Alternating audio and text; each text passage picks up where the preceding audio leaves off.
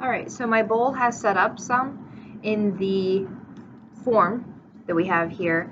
Next thing I want to do is I want to go in, I'm going to use the rib to continue to smoothen out. Now be very careful that you don't put a hole in your base, but this should be almost leather hard. You can move it around, you'll be able to feel the difference. And what we're going to do next is just go around in here on the inside and work on smoothing your bowl out as best as you can. And then we're going to trim the top. So when you do this, you might, on the curved parts, you want to use the rounded part of your rib around the sides here to get it as smooth as possible.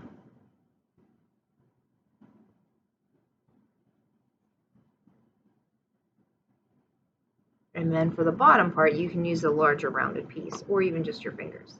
The other thing that you can do is you can take your sponge, wring it out, and then you can smooth your bowl out on the inside that way.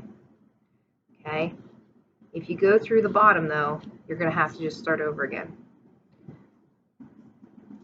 Alright, so once you get that pretty smoothed out, the next step is going to be trimming this edge off.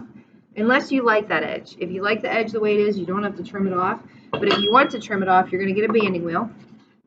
And you want to make sure that you pick the banding wheel up from the bottom, because if you don't, this piece will fall off and it makes a horrible noise. Now anytime that you're going to trim, you want to get your piece centered on the banding wheel. And you want to make sure that you are hunkered down or kneeling down so that you're able to trim. You want to turn this to see that it's centered on the banding wheel as best as it can be. Then you're going to take your needle tool or whatever tool you have, whatever clay tool you have to use, and you just go along the top edge there of the bowl, just like this. And you just keep your hand steady and keep cutting around until it comes the whole way off.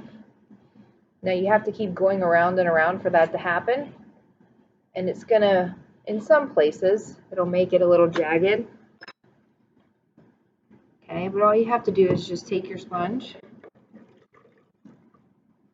and just kind of smooth that out. If you leave it like that, you're gonna have that jagged edge whenever it's fired in the kiln, and it'll be not so great to put food in or get stuff out of, because it'll be sharp. So you just go around like this and kind of smooth that edge out. And then we'll wait for this to dry, and then we'll take it out. Then we're ready to put a foot in there and be done.